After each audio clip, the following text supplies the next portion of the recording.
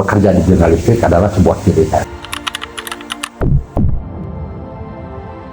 Karena sesungguhnya profesi wartawan itu profesi yang tidak dibatasi oleh usia pensiun.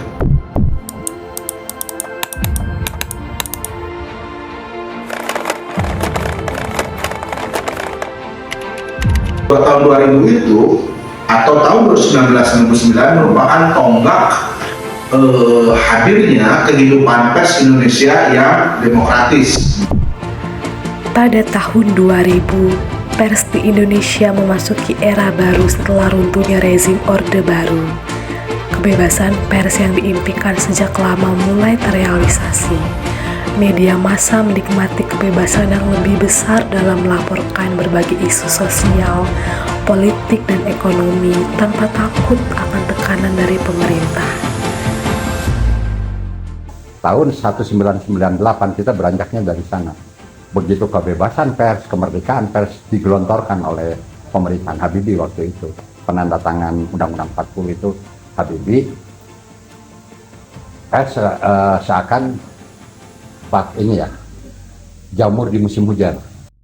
Di mana memang pada rentang waktu 2000 sampai 2010 itu kehidupan pers Indonesia memang masih diwarnai oleh media cetak. Tentunya pada rentang 5 tahun awal sejak 2000 itu karena iklim kebebasan pers yang kuat, teman-teman, muncul fenomena hadirnya koran-koran yang vulgar. Karena apa? SEUP dilepas, jadi tidak ada lagi surat izin usaha penerbitan. Jadi semua bisa, siapapun bisa untuk menjadikan. Tapi berdampak. Berdampaknya apa? Artinya kriteria wartawan itu seakan-akan tidak ada batas gitu. Jadi siapapun bisa jadi wartawan tanpa ada syarat-syarat tertentu gitu. Namun, kebebasan ini juga membawa tantangan baru.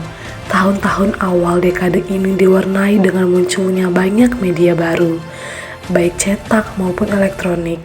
Banyak media berlomba-lomba menyajikan berita yang sensasional demi menarik perhatian pembaca dan penonton. Karena jurnalistik atau wartawan atau media itu bertanggung jawab itu bukan ke pemimpin redaksi atau ke pemerintah tidak, tapi ke publik. Hal ini kemudian disadari oleh Dewan Pers sebagai lembaga yang diberikan otoritas oleh Undang-Undang Pers untuk mengatur kehidupan pers. Tapi bukan dalam konteks beredar seperti Orde Baru. Jadi Dewan Pers ini adalah lembaga yang diberikan wewenang oleh undang-undang untuk memelihara kemerdekaan pers. Pada pertengahan dekade, sekitar tahun 2005, muncul regulasi baru yang mencoba menyeimbangkan kebebasan pers dengan tanggung jawab jurnalistik. Dewan Pers Indonesia memperkenalkan kode etik jurnalistik yang lebih ketat untuk memastikan bahwa media tetap bertanggung jawab dalam menyajikan informasi. Jadi tidak boleh kemudian pers itu bebas-bebasnya, harus juga ada kendali, gitu. Kendali moral, kendali etik. Fungsi pers itu selain untuk informasi, untuk hiburan, tetapi juga kemudian pers itu juga harus bersifat mendidik. Nah inilah yang kemudian harus dikerangkai oleh peneliti jurnalistik. Secara ekosistem bisnis gitu ya, di tahun 2000 sampai 2010 itu juga mulai muncul portal-portal online. Teman-teman jangan bayangkan portal online itu masif seperti sekarang. Informasi itu hanya berkembang lewat milis atau mailing list ya dulu, sebelum ada email seperti sekarang itu dulu ada milis. Nah kemudian muncul portal awal itu Detik. Nah Detik itu teman-teman dulu secara teknis banyak wartawannya itu dibekali oleh uang recehan. Uang recehan itu menjadi modal bagi si jurnalis di lapangan untuk menelpon kantornya. Jadi berita itu ketika jurnalis dapat dia langsung telepon lewat telepon-telepon umum yang dulu masih ada. Dulu belum ada handphone.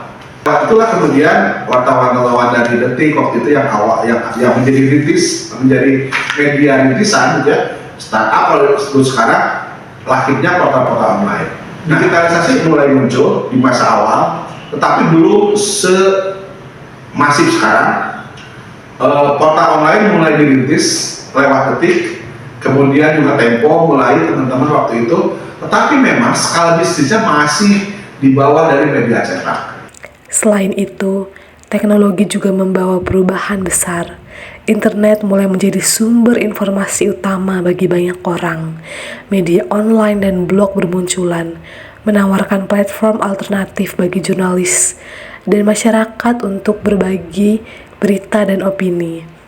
Fenomena ini mengubah landscape media di Indonesia secara signifikan. Kalau dulu pasti koran bersaing dengan koran, majalah pasti bersaing dengan majalah. Nah kalau sekarang enggak, ada persaingan baru. Selain persaingan di media mainstream juga persaingan dengan medsos. Nah ini kadang-kadang kita terjebak, tantangannya kita terjebak untuk mengambil sumber awal itu dari medsos yang belum bisa ditentukan kebenarannya. Karena di media pers itu harus ada validasi informasi gitu. Jadi kalau mengambil informasi semata-mata yang dari medsos itu kita kejebak. Jadi ada dua tantangan. Satu, bagaimana tetap menjadi acuan. Media pers itu harus tetap menjadi acuan publik. Nah, keduanya, bagaimana dia mempertahankan jurnalisme. Pers di Indonesia telah berkembang pesat. Media massa semakin beragam dan inklusif, dengan banyak media lokal yang tumbuh untuk mewakili suara-suara dari berbagai daerah di Indonesia. Wartawan sekarang harus multi, ya bisa nulis, ya bisa bikin videonya, ya juga mesti bikin fotonya juga. Jadi ada 3 yang. Kebebasan pers tetap menjadi tonggak penting dalam demokrasi Indonesia. Meskipun tantangan tetap ada, terutama dalam hal menjaga integritas dan independensi media. Demikianlah sejarah pers di Indonesia dari tahun 2000 hingga 2010, sebuah dekade yang penuh dinamika dan perubahan signifikan.